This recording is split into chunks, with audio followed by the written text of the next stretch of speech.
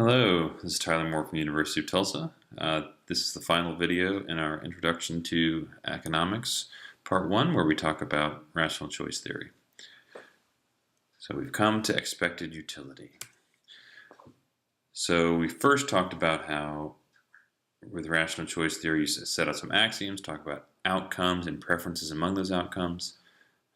Then we talked about how just reasoning about outcomes themselves and your preferences among them isn't enough. It would be nice if you could map it to a utility function, which would quantify, in a mathematical sense, the relative preferences. And what I'm here to tell you today is that just thinking about utility theory on its own is also not enough. And the reason why is that only rarely is it the case that the actions people take directly determine outcomes. It would be great if that were the case, right? You can think about it like, if you study for this test, you will get an A. If there was no uncertainty about that, then certainly studying would be a lot easier. But the actual world we live in is more like this. We are uncertain about which outcome will come to pass. So a more realistic model is for an agent to select an action from a set of all possible ones, and then the outcomes that occur are associated with a probability distribution. So to continue this idea of studying for a test. So the action could be thought of as the amount of studying, maybe the number of hours you study. And certainly the more you study for a test, the more likely it is that the outcome you're going to get is going to be good. Your score is going to be higher. But there is a probabilistic step where your actions influence the outcomes, they aren't the outcomes themselves. And yet expected utility is a way of precisely dealing with that. So to get to there, we need to define what a lottery is. All that is a mapping from outcomes, say O1 to ON, and the set of all outcomes to probabilities that correspond to the outcome, P1 through Pn. And you have this caveat where the sum of all the probabilities equals to 1. So basically you have full coverage of all the possible outcomes and their probabilities. A lottery L1 gets represented as this, where it's essentially a mapping between each outcome and probability.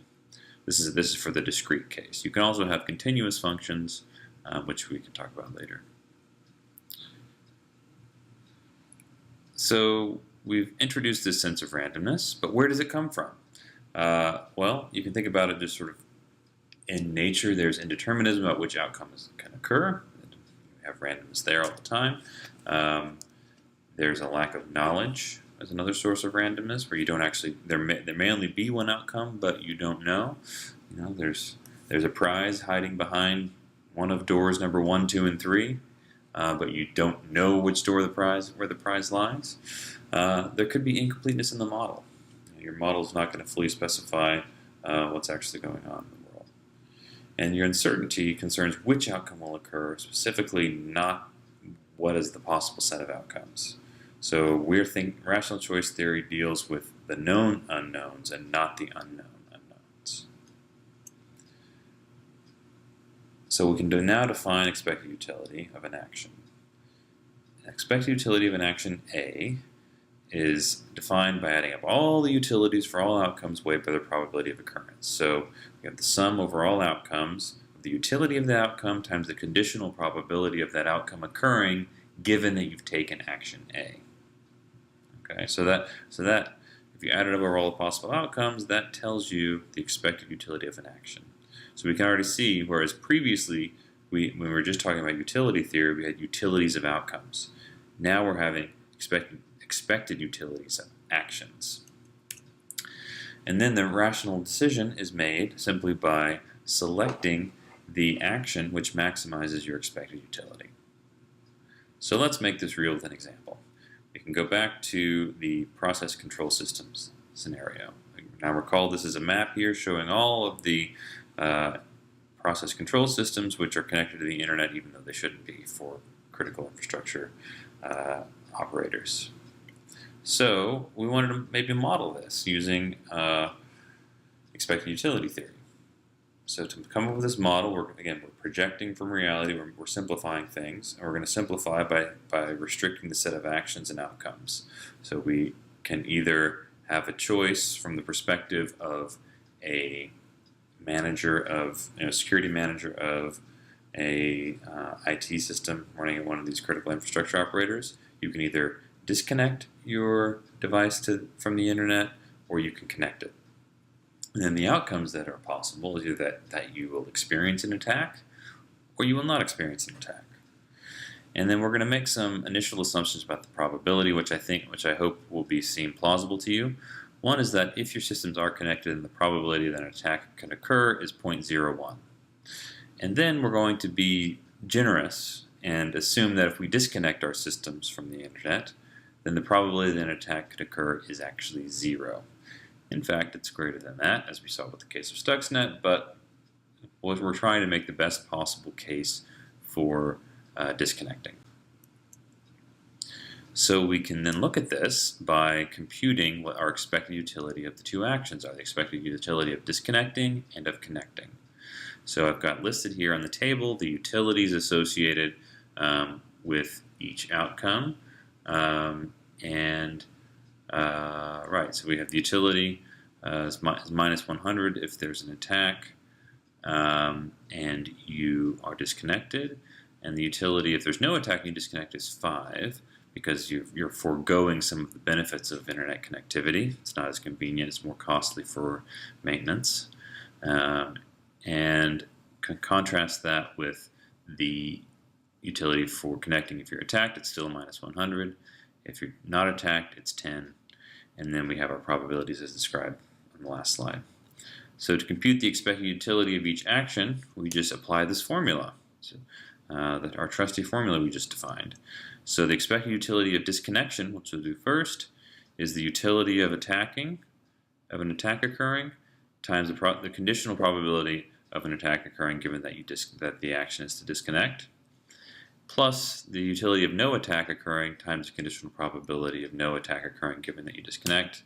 You plug the numbers in, you end up with the value of 5. I encourage you to try that on your own. We can do the same thing for disconnecting, where the utilities of connecting, expected utility of connecting comes down to the utility of attack times the conditional probability of attack given that you connect, and the utility of no attack times the conditional probability that there is no attack even if you connect to the internet. Plug those numbers in, you get the value 8.9.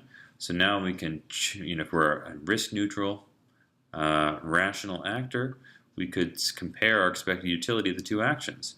And the expected utility of connecting is 8.9, the expected utility of disconnecting is 5. So in that case, you would choose to connect to the internet, which could help explain why so many do. Now, of course, you can quibble with the design of the model, the selection of utility values and probabilities, but the idea here is, again, to give you a sense of how you could apply the model. Now here's an exercise that you can do on your own for antivirus. We will actually cover this and go through this in class. So for those of you enrolled in the class, go ahead and plan on doing that in class. We'll move on now to attitudes towards risk. So let's make a deal. You can take $10. I'll just give you a $10 bill. That's option 1. And option 2 is that we'll flip a coin. 50% chance you get $20. There's a 50% chance you get 0. Which would you choose? Well, the expected utility we can calculate here is actually $10.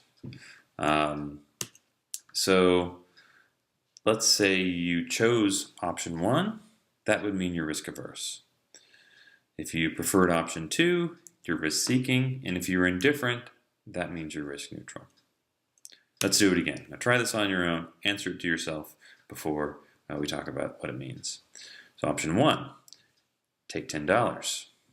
Option 2, get $150 with a 10% chance and 0 otherwise. Well, what option would you choose? Option 1 or option 2? Or would you be indifferent?